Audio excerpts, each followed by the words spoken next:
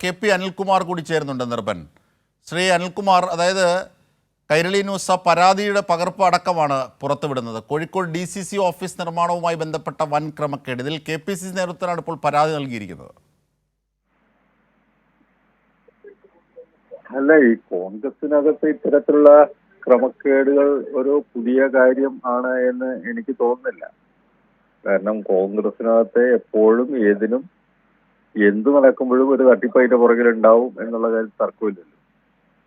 ഈ KPCC general സെക്രട്ടറിയും 2 DCC ഭാരവാഹികൾ ഇവർക്കായിരുന്നു ഇതിന്റെ ചുമതലകൾ. അപ്പോൾ അവർ ആഡംബര വാഹനം വാങ്ങിച്ച തെളിവടക്കമാണ് ഈ പരാതിയിൽപ്പെടുന്നത്. ആ പരാതിയുടെ പകർപ്പാണ് കൈരളി ന്യൂസ് ഇതാ സ്ക്രീനിൽ വിട്ടുകൊണ്ടിരിക്കുന്നത്.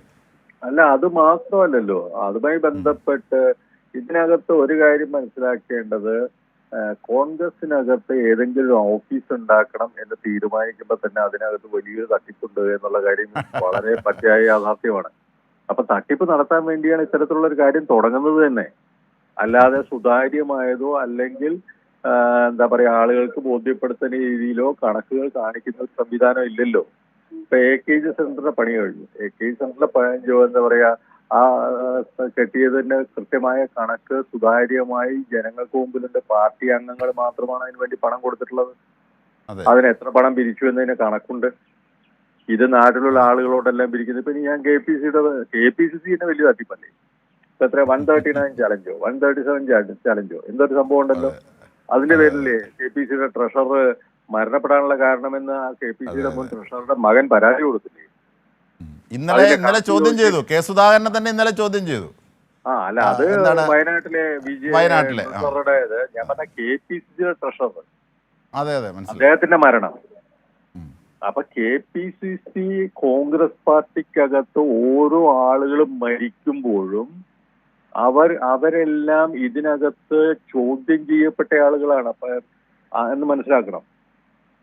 അല്ലാത്ത ആളുകൾക്ക് കോൺഗ്രസിനകത്ത് നിൽക്കാൻ പറ്റാത്ത അവസ്ഥയാണ്. അപ്പൊ കള്ളന്മാരുടെയും കൊള്ളക്കാരുടെയും താവളങ്ങളായി മാറുകയാണ്. ഇപ്പൊ 138 ചലഞ്ചോ 139 ചലഞ്ചോ എന്തൊരു ചാലഞ്ച് ഉണ്ടായിരുന്നു. ആ ചലഞ്ചിനകത്ത് എത്ര രൂപ കിട്ടി KPCC എന്നവരെ പറഞ്ഞിട്ടുണ്ടാ? ഇത്രയും ആളുകൾ 139 അല്ലെങ്കിൽ 136 രൂപ വെച്ച് പാർട്ടിക്ക് തന്ന് ഇത്ര രൂപ കിട്ടി എന്ന് വെളിപ്പെടുത്താൻ KPCC സാധിച്ചിട്ടുണ്ട്.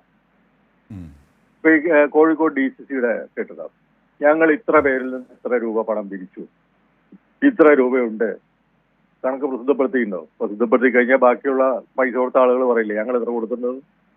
അപ്പൊ ഇതിനൊന്നും കണക്കില്ല, സുതാര്യതയില്ല. കുറെ ആളുകൾ പണം ഉണ്ടാക്കാൻ വേണ്ടി പാവപ്പെട്ട കോൺഗ്രസ് പ്രവർത്തകന്റെ ആ വികാരങ്ങളെല്ലാം തട്ടി ഉണർത്തി പാർട്ടിക്ക് ആസ്ഥാനം എന്ന് പറഞ്ഞ് പാർട്ടിയുടെ ആസ്ഥാനം ഉണ്ടാക്കുന്നു. അതിന്റെ പേരിൽ തട്ടിപ്പാക്കുന്നു. അത് സ്വാഭാവികമാണ്. എന്നിട്ട് ആഡംബര വാഹനങ്ങൾ വാങ്ങുന്നു. പാർട്ടി പ്രവർത്തകനാണ് പരാതി കൊടുക്കുന്നത്. ഈ പ്രവർത്തകൻ നാളെ പാർട്ടിക്കകത്ത് നിൽക്കുവോ? നിൽക്കാൻ സമ്മതിക്കുവോ? നിൽക്കാൻ സമ്മതിക്കില്ല. ഇതൊക്കെയാണ് കോൺഗ്രസ് പാർട്ടി എന്ന് പറയുന്നത്. തീർച്ചയായും ഇതേ DCC ഓഫീസ് ഉദ്ഘാടനത്തിനാണ് ഈ നേതാക്കന്മാർ തമ്മിൽ വലിയ വിവാദമായത്. തള്ളും ചെരുപ്പിയോട്ടും ഒക്കെ കോൺഗ്രസിന്റെ ഭാഗമല്ലേ. കാരണം ജനമനസ്സ്, നിങ്ങൾ വേറൊരു കാര്യം ആലോചിച്ചിട്ടുണ്ടോ?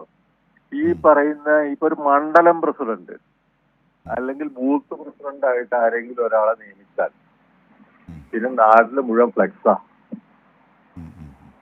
അപ്പൊ ഫ്ലെക്സിലൂടെയും മറ്റേ ഫോട്ടോകളിലൂടെയും നേതാവാകാം എന്ന് നേതൃത്വം അനുയായികളെ പഠിപ്പിച്ചുകൊണ്ടിരിക്കുക.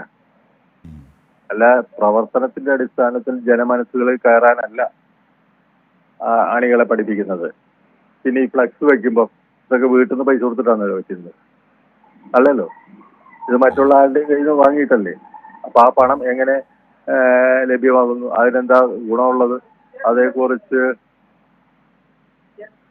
അതേക്കുറിച്ച് എന്തെങ്കിലും കണക്കുണ്ടോ? ഒന്നുമില്ല. അല്ല, ഈ കോഴിക്കോട് നിന്നുള്ള KPCC ജനറൽ സെക്രട്ടറിയും 2 DCC ഭാരവാഹികളും ഇതുമായി ബന്ധപ്പെട്ട ആരോപണ വിധേയമാകുമ്പോൾ സ്വാഭാവികമായും താങ്കൾ മുമ്പ് പ്രവർത്തിച്ച ഒരു പന്ഥാവാണല്ലോ ഇത്. അപ്പോൾ അതേ സംബന്ധിച്ച് ചില വ്യക്തമായ സൂചനകൾ നൽകാനാകും ഈ ഘട്ടത്തിൽ ശ്രീ KP?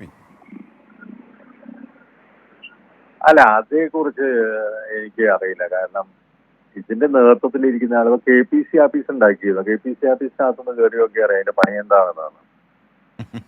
അപ്പൊ ഒരു കെട്ടിടം കെട്ടിടം പണിയുന്നതിനകത്ത് കമ്മീഷൻ വാങ്ങുക എന്നുള്ളത് കോൺഗ്രസിന്റെ സംസ്കാരമാണെന്ന് ഞാൻ നേരത്തെ പറഞ്ഞല്ലോ.